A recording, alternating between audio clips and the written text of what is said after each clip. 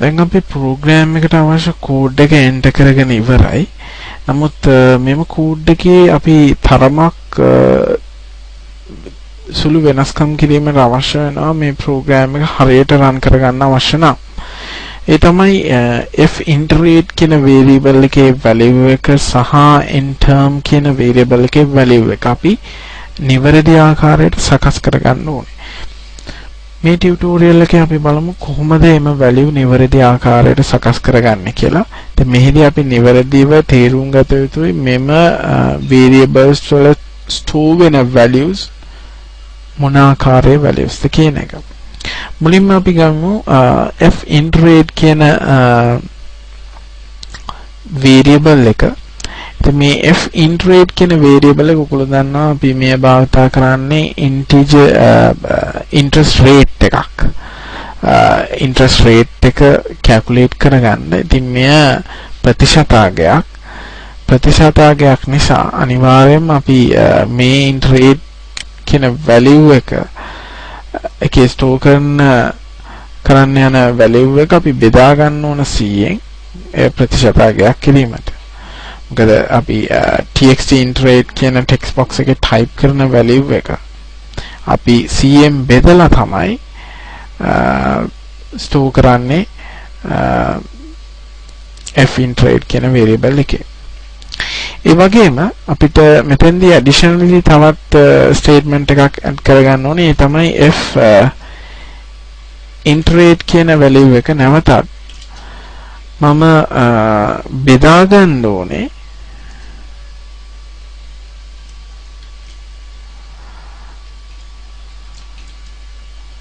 $12. ඇයි අපි මේක බෙදා ගන්න ඕනේ 12න්? ඒට හේතුව තමයි අපි මෙතෙන්දී මේ පොලි අනුපාතය ගණනය කරන්නේ වර්ෂයකට. ඉතින් අපිට මාසික ගෙවිය යුතු ප්‍රමාණය කැල්කියුලේට් කරගන්න අවශ්‍ය නම් අපි වර්ෂයකට ගෙවන පොලි අනුපාතය බෙදා ගන්න ඕනේ 12න් මාසයක පොලි අනුපාතය ගණනය කිරීමට. ඒ සඳහන් තමයි අපි මේ f iterate කියන variable එක බෙදලා නැවතත් f iterate කියන variable එක තුල store කරගන්න.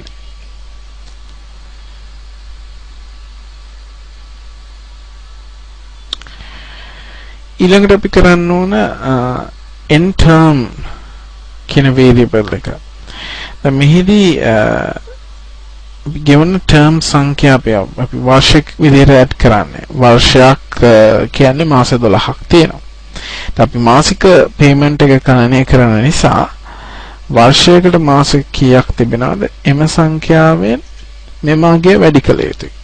ඒ තමයි අපි වැඩි කිරීම මෙන්න මේ asterisk එකෙන් භාවිත කරන්නේ 12. ඉතින් අපි වර්ෂය එකක් යන්නේ සඳහන් කරා නම් එහි මාස 12ක් තිබෙනවා. මොකද එක වැඩි කිරීම 12. ඒතකොට end term කියන variable එකේ store වෙන්නේ 12 කියන value එක. මොකද අපි අනිවාර්යයෙන්ම අවුරුදු දෙකක් type කරොත් දෙක වැඩි කිරීම 12 24. එතකොට මේ 24 තමයි store වෙන්නේ end term කියන variable එකේ.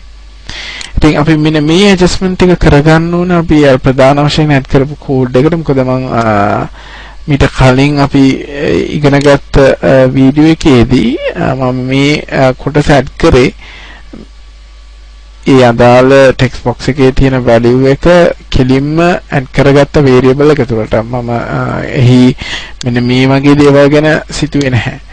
නමුත් මේ ටික අපි හිතන්න ඕන program එක හරියට නිවැරදි ආකාරයට වැඩ කරගන්න නම්. දැන් අපි බලමු program එක run කරලා මුලින්ම මෙන්න මේ වගේ loan amount එකක් දෙන්නම්. ඊට පස්සේ අපි interest rate එක විදිහට මෙන්න මේ වගේ value එකක් දෙමු. අවුරුදු දෙකක් සඳහා monthly පොලිය බලන්න අපි calculate කළා. දැන් ඔයගොල්ලන්ට පේනවා අපි අවුරුදු දෙකකින් මෙම amount එක ගෙවනවා නම් අපිට මාසයකට මෙන්න මේ වගේ අගයක් ගෙවිය යුතුයි. ඉතින් අපි loan amount එක වෙනස් කරගනිමු දැන්. මෙන්න මේ වගේ එතකොට අපිට ඉන්ට්‍රස්ට් රේට් එක අපි මෙන්න මේ වගේ අගයක් දුන්නොත් අපි වර්ෂ 4කදී ගෙවිය යුතු වර්ෂ 4කදී මේ ලෝන් එක ගෙවන්න නම් එහි පොලියත් සමග අපි මාසයකට ගෙවිය යුතු අගය මෙතනින් කැල්කියුලේට් කරගන්න පුළුවන්. ඔයගොල්ලන්ට පේනවා අපි මාසයකට ගෙවන්න ඕනේ මෙන්න මේ වගේ amount එකක්.